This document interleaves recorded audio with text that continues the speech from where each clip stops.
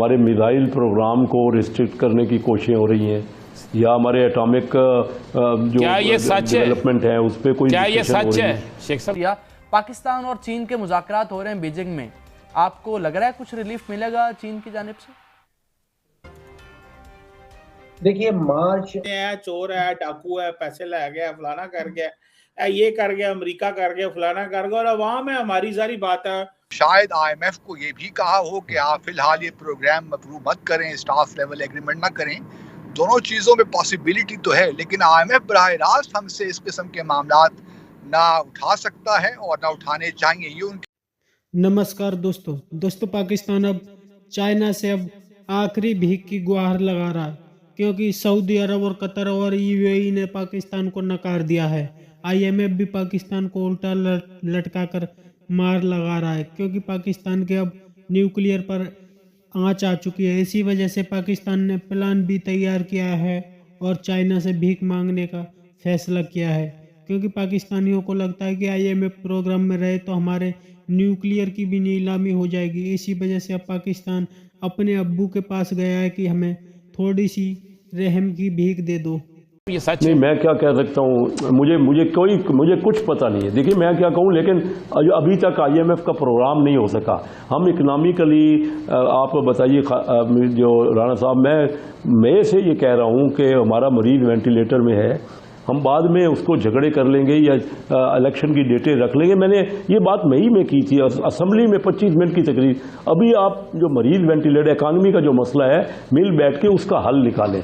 और ये तो देखिए ना, अब इम्पोर्ट हो। और जून के जो 4 महीने हैं उसमें हमारी जो अदायगियां हैं बैरूनी कर्जाजात के ऊपर लगभग $7 अरब की, में से कोई 4-4.5 अरब डॉलर जो है वो चाइनीज का वापस करना है, चाइनीज बैंक का वापस करना है, चाइनीज का जो सेफ डिपॉजिट है उसका रोल ओवर होना है। मुझे महसूस ये होता है कि चाइना की तरफ से, चाइनीज की बैंक्स की तरफ से रोल ओवर शुरू हो चुके हैं। उन्होंने हमें जो इकसात हैं वो देनी शुरू कर दी हैं, और चाइना की तरफ से जो कमिटमेंट थी वो धीरे धीरे पूरा होना शुरू हो गई। जो मामला रह गया है वो सऊदी अरेबिया, UAE और कतर की जानिब से रह गया है।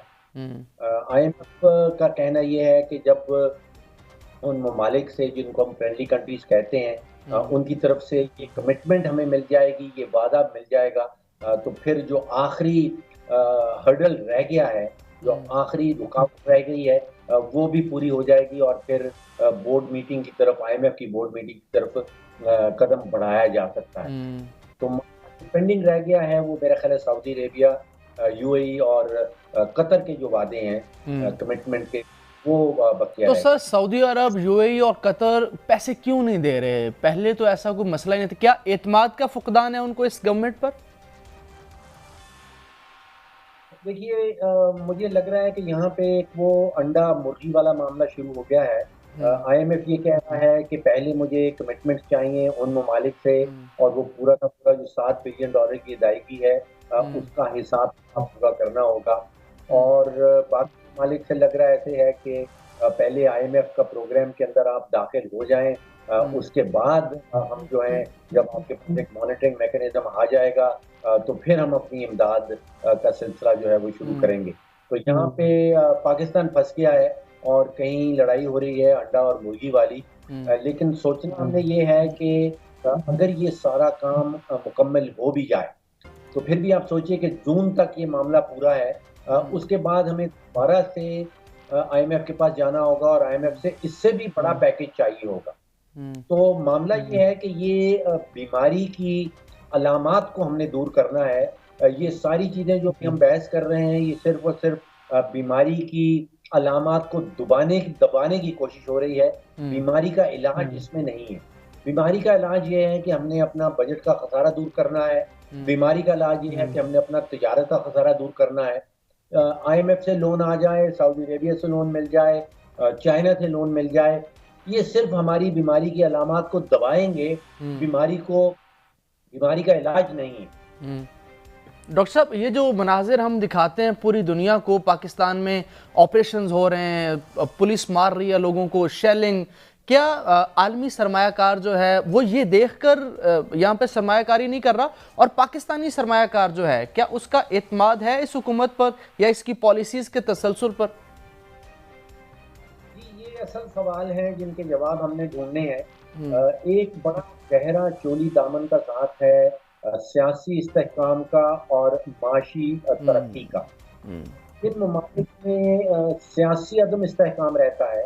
ये बड़ी स्टडी है, एक IMF की स्टडी है जो 50 साल के पीरियड के ऊपर फैली हुई है। उन्होंने कोई 160 ममालिक का तज्जिया किया और नतीजा ये निकला कि जिन ममालिक में सियासी अदम इस्तेहकाम रहता है उनकी माशी सिफ्त जो है वो दुरुस्त नहीं हो पाती। अब आप सोचिए कि हमारे यहाँ जिस किस्म की जमहूरियत हम अपनाए बैठे हैं, हमारे जो जमहूरियत पसंद सियासतदान हैं वो एक दूसरे से जमहूरी मुकाबला नहीं करना चाहते, वो एक दूसरे को तबाह बर्बाद कर देना चाहते हैं, कंप्लीटली डिस्ट्रॉय कर देना चाहते हैं।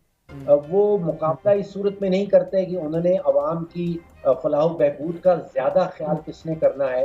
वो एक दूसरे की जान के पीछे पड़े हैं, वो एक दूसरे के ऊपर मुकदमे डालने के पीछे पड़े हैं। नहीं रही, सारी एलसियां बंद पड़ी हैं, 40-42% आपका इन्फ्लेशन चल रहा है। मैंने कहा है, ओपनली कहा है कि इसहाक डार साहब को रिजाइन कर देना चाहिए। मैंने कहा है क्योंकि उनसे नहीं कंट्रोल हो रहा। देखिए ये मुल्क मुतहम्मिल नहीं हो सकता। इसहाक डार साहब को रिजाइन कर देना चाहिए, आपने कहा इसहाक डार रिजाइन कर रहे हैं? नहीं, मैंने कहा उनको करना चाहिए क्योंकि उनकी इकोनॉमिक पॉलिसी, क्योंकि देखिए वो हम स्टैंडिंग कमेटी फाइनेंस में बुला के कोई भी पिछले 1 साल से कोई फाइनेंस मिनिस्टर, चाहे फेडरल फाइनेंस मिनिस्टर, चाहे मिर्जा इस्माइल थे या इसहाक डार हैं, आते ही नहीं। अभी अब आप अकाउंटेबल ही नहीं है, आपने ओवरसाइट ही नहीं कायम रखनी असम्बली की, अब तो फिर क्या होना है? जवाब ही नहीं देते। हम क्या शेख साहब फिर ये बताएं 13 इत्तेहादी जमातें हैं, वजीर आजम मौजूद हैं, जब आप सब चीजें जानते हैं कि उनसे कंट्रोल नहीं हो रही चीजें या उनका तजर्बा यहां पे काम नहीं आ रहा, तो वो किन वजूहात की बुनियाद के ऊपर मसनद पे अभी तक बैठे हुए हैं? देखिए ना, आप देखिए बड़ा अच्छा सवाल आपने किया। अगर वो हट जाएंगे ना तो कौन कंट्रोल कर लेगा? इस वक्त कंसेंसस की जरूरत है, सिर्फ और सिर्फ तमाम मुल्क मिलकर इकट्ठा हो गए। आप कहते हैं कि उन्हें इस्तीफा दे देना चाहिए, फिर आप कहते हैं वो हट जाएगा तो कौन कंट्रोल करेगा? शेख साहब किस बात पे यकीन? मैं इसहाक डार साहब की बात कर रहा हूं। मैं इसहाक डार की कह रहा हूं। डार साहब की बात कर रहा हूं। मैं इसहाक डार को कह रहा हूं। ये भी कहा है कि मुझे बनाए, मैं ये भी कहा, मैंने तो सामने ऑप्शन दिया है कि मुझे बनाएं, ये भी आपने पढ़ा होगा, पता नहीं। मैंने कहा मैं आपको कुछ बेहतरी क्योंकि कंसेंसस करना है, हम बिजनेस कम्युनिटी से डायलॉग करना है। आज जो है अगर आप आएंगे ही नहीं, स्टैंडिंग कमेटी में भी नहीं आएंगे, 21 मेंबर होते हैं MNA, अगर उनको भी बताएंगे नहीं तो ओवरसाइट क्या होगी असेंबली की? हम अपनी पार्लियामेंट्री पार्टी की मीटिंग तो करते नहीं, कोई भी पार्टी नहीं कर रहे इस वक्त जमहूरियत को। लेकिन अगर आप इलेक्शन पहले दिन से कर रहे, इलेक्शन तो हो रहे हैं, सूबाई हो रहे हैं, मेरा प्ली पहले दिन से ये है कि इन इलेक्शनों से रिजल्ट नहीं निकलेगा। 1970 के आपने इलेक्शन कराए, मुल्क 2 लाख हो गया। 77 के इलेक्शन हुए तो मार्शल आ गया और भुट्टो साहब। शेख साहब हालिया सूरत हाल बताएं कि IMF डिमांड्स क्या कर रहा है, क्योंकि आप तो ये क्लेम करते हैं कि सख्त शराइत के ऊपर डील जो थी वो इमरान खान ने की। अभी आप ये कहते हैं कि अभी भी सख्त शराइत IMF लागू कर रहा है। क्या IMF ने ये कहा है कि दोस्त ममालिक से जो कर्जा जात की रोल ओवर पॉलिसी है, रोल ओवर पॉलिसी की तमाम तर तफसीलात हमें जमा करवाएं?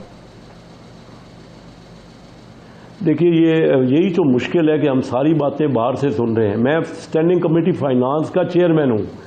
मैं आप ये कह रहा हूं कि हमें ब्रीफ ही नहीं, हम बुलाते हैं तो हमारे पास आते नहीं हैं। मैं कहां की बातें करूं? हम तो स्टॉक एक्सचेंज से, उनको मेरे से ज्यादा पता है। मैं मेंबर हूं स्टैंडिंग कमेटी का और SAPM हूं, मुझसे ज्यादा मैं स्टॉक एक्सचेंज वालों से पूछ लेता हूं कि आपका, और उनके पास ज्यादा खबरें होती हैं। जब तक आप ओपन नहीं करेंगे, आप कंसेंसस नहीं बनाएंगे, आप इंटरेक्शन नहीं करेंगे, आप बिजनेस कम्युनिटी परेशान है। वो कोई सारा इंडस्ट्री रुकी पड़ी है, चीज़ों रॉ मटेरियल के रेट इतने बढ़ गए, मेरी अपनी LCs जो है वो ना खुल रही हैं, ना डॉक्यूमेंट रिटायर हो रहे हैं, तो क्या जुरिसडिक्शन से बिल्कुल बाहर हैं ये मामला। PTI रहनुमा शीरी मजारी ने एक ट्वीट में कहा है कि न्यूक्लियर प्रोग्राम पे समझौते के लिए पाकिस्तान पर कई सालों से दबाव जारी है और लॉन्ग रेंज मिसाइल बनाना बंद करना इन मुतालिबों में से एक है। आपके मुताबिक क्या वाकई अमेरिका या यूरोप, जिस तरह आप बात भी कर रहे थे, ये चाहते हैं कि पाकिस्तान लॉन्ग रेंज मिसाइल बनाना बंद कर दे? देखिए, जो हमारा शाहीन मिसाइल है, जो हमारा जिसकी तकरीबन आप कहने रेंज तकरीबन 2800 किलोमीटर के करीब है, वो हमारा सबसे लॉन्ग रेंज मिसाइल है। और ऑब्वियसली इसराइल को भी एक लिहाज से हमारे हवाले से खदशात हैं। और हमारा न्यूक्लियर प्रोग्राम एक ज़माने में 1990 में 91-92 में एक हवाले से अमेरिका ने बहुत कोशिश, उस ज़माने में बहुत सैंक्शंस हम पे लगी थी। एक वक्त आया था कि हमने अपना मिसाइल प्रोग्राम कैप भी कर लिया था, लेकिन चूंकि इस पे अब तो देखिए हालात बहुत बदल गए हैं। अब जिस स्टेज पे हमारा न्यूक्लियर मिसाइल प्रोग्राम है उस पे तो अब कोई एक लिहाज से पूरे एक हमारा नेशनल कंसेंसस है, हमारी जो हमारे एग्जिस्टेंशियल सर्वाइवल का मसला है, हमारा न्यूक्लियर डिटरेंस और हमारा मिसाइल प्रोग्राम। तो मैं नहीं समझता कि कोई भी हुकूमत इस पे कोई भी कंप्रोमाइज कर सकती है। और अमेरिका तो दोस्तों पाकिस्तान में इस वक्त काफ़ी ज़्यादा हालात बिगड़ते जा रहे हैं, क्योंकि पाकिस्तान की सरकार को कहीं से पैसा नहीं मिल रहा। इसी वजह से पाकिस्तान की हुकूमत ने फैसला किया है कि अब चाइना से ही भीख लेनी है, क्योंकि IMF के साथ रहे तो पाकिस्तान के न्यूक्लियर भी नीलाम हो जाएंगे। इसी वजह से पाकिस्तान की सरकार ने प्लान भी तैयार किया है जिसमें चाइना से भीख मांगने का फैसला किया गया है, क्योंकि सऊदी अरब और कतर ने तो पाकिस्तान को नकार दिया है। इसी वजह से अब पाकिस्तान का एक ही सहारा बचा है, वो है चाइना। चाइना तो पाकिस्तान को पैसे दे देगा, क्योंकि चाइना की हमेशा से रणनीति रही है कि छोटे देशों को अपने कर्ज जाल में फंसा कर उन पर धीरे धीरे कब्जा करना। यही हाल अब पाकिस्तान के साथ होने जा रहा है। पाकिस्तान पर भी चीन धीरे धीरे कब्जा कर लेगा, क्योंकि चाइनीज़ का कर्ज पाकिस्तान पर बहुत ज़्यादा हो गया और चाइनीज़ इन्वेस्टमेंट भी पाकिस्तान में बहुत ज़्यादा हो चुके हैं, जिससे पाकिस्तान पर कभी भी अपनी कॉलोनी बना सकता है चीन। आपकी क्या राय है कमेंट में ज़रूर शेयर करें। यदि आप चैनल पर नए हैं तो चैनल को सब्सक्राइब करें। वीडियो पसंद आए तो लाइक करें, कमेंट करें और शेयर करें। जय हिंद, वंदे मातरम।